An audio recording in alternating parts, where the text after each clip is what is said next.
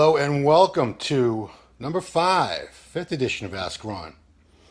This is where you, the forum members, ask questions and me, Ron, answers them. First question comes to us from Howard.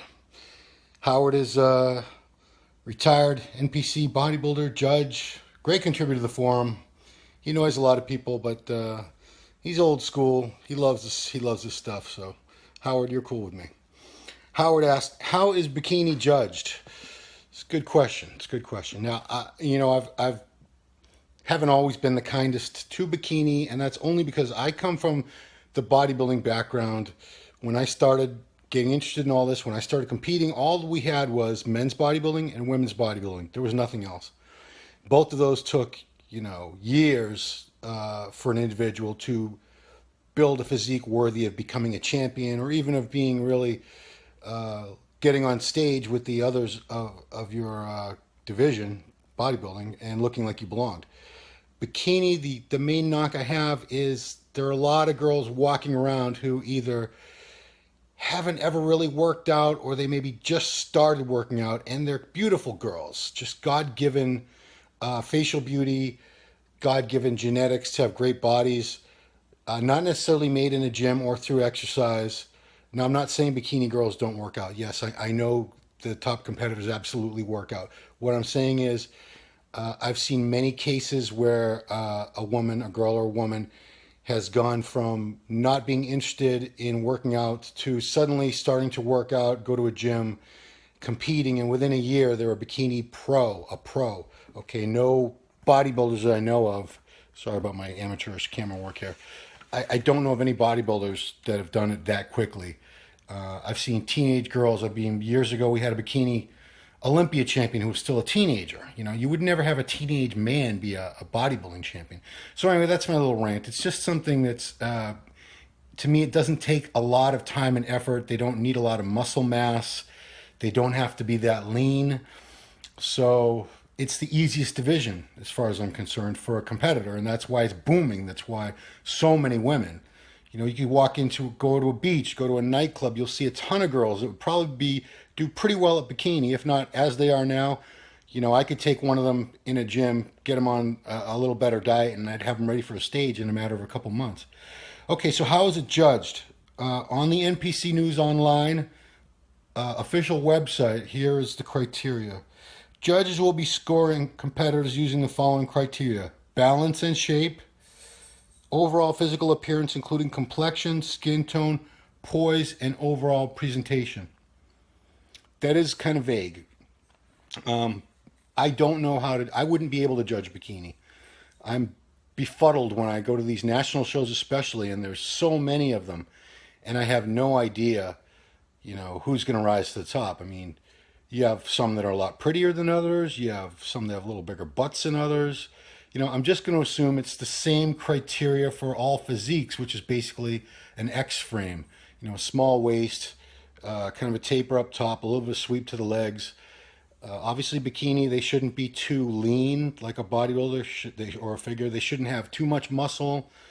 So, if you put 40 of them up on stage in a class or a division, I wouldn't know what to do. I'd be at a loss. I'd be there all day trying to be fair about who deserves first, second, third, fourth, fifth. So you know what? The judges have their work cut out for them in bikini.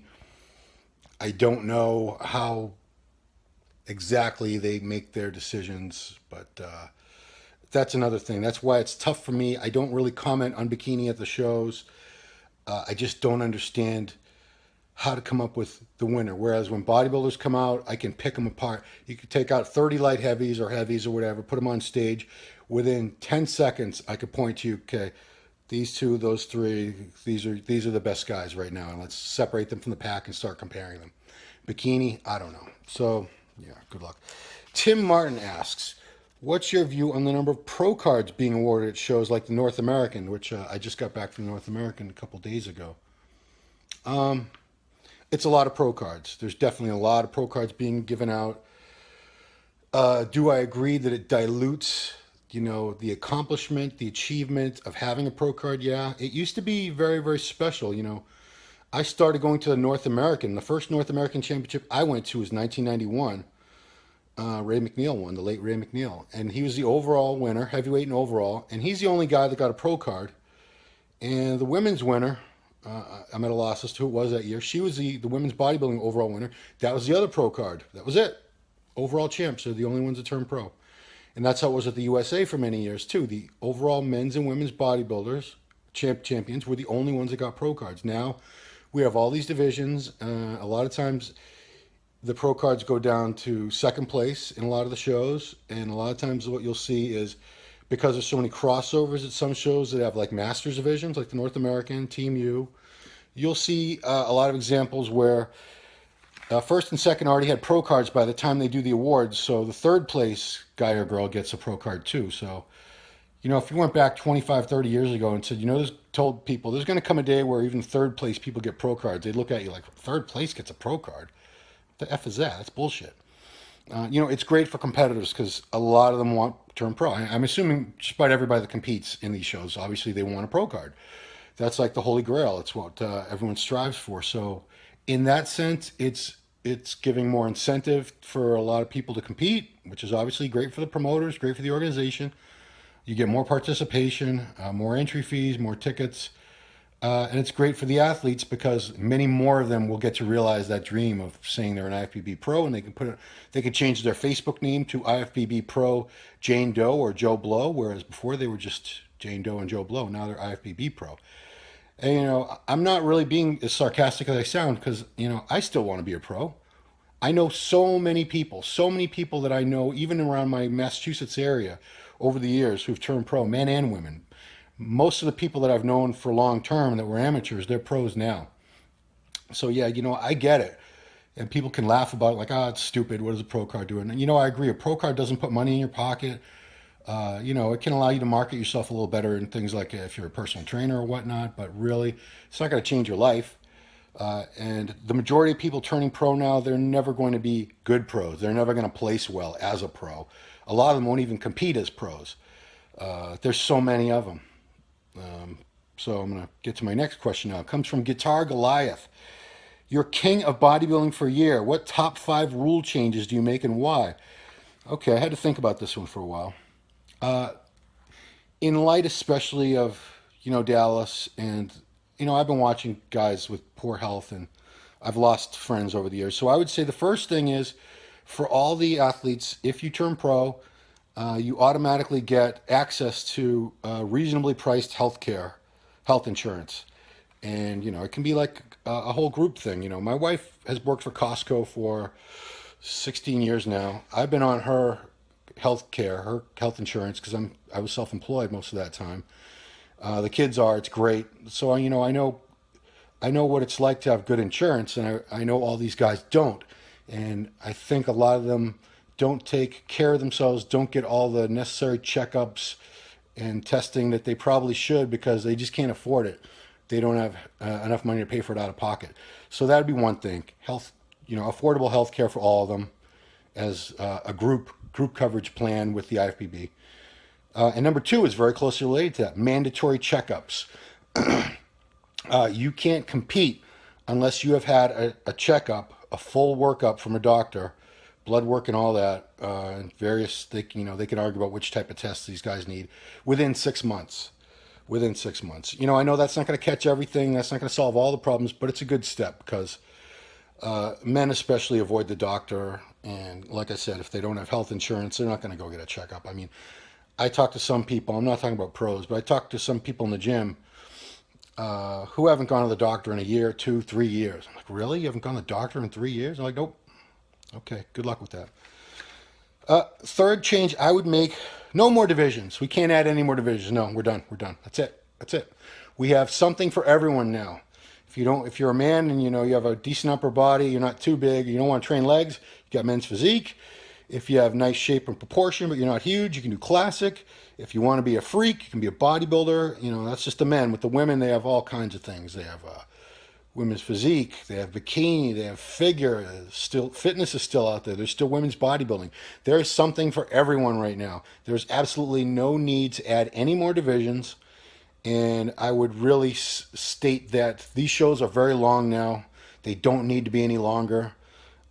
They go on for, if it's a one-day show, a big regional show, you guys know who've been to them. The judging might start at 10 in the morning, might go till 4 in the afternoon, 5. Night shows are starting late because they just got finished with the judging. It's just, there's a lot of divisions. It's enough. We don't need any more. And I don't even see a reason why we'd possibly create anything else at this point. Number 4, obvious SEO, site enhancement oil use, gets you disqualified from a contest. Automatically. That's it. You don't get a lower placing. You're out of the show. If you got those crazy, stupid looking delts that pop out, 4 feet on each side, you got big lumpy biceps that rise up higher than your delts and look weird. I'm just saying obvious. I still call it synthol because that's the brand name that was around for so long. Obvious synthol use is means for disqualification immediately. You're out of the show. You don't get your money back. No, nothing. Last change, 5. No pro cards at all awarded at the junior shows. No, at the Junior USA, Junior Nationals. Right now, bodybuilders can win the overall. They don't get a pro card. I believe every other division, men's physique, women's physique, bikini, figure, fitness, they all get pro cards. At a junior show, really? No. You know what? You can go to the USA. You can go to the Nationals. You can go to the North American. You can go to Team U. If you're old enough, you can go to Masters Nationals. There's plenty of pro cards to be had. You don't have, there's no reason that they should be giving them out at the junior shows. That's just my opinion. Promoters of the junior shows are probably going to be upset that I said that, but the junior shows were supposed to be a proving ground, a stepping stone. Many, many times you'd see someone win the junior show and then go right into the pro qualifier and win. Good examples are Phil Heath won Junior Nationals in 2005, went right to 2005 USA. But he went to the juniors first. Didn't get a pro card out of it, but it showed everyone who this guy was and what he was capable of. And you can go back to way back. Kevin Leveroni, 1991, Junior Nationals, and he wins the Nationals same year.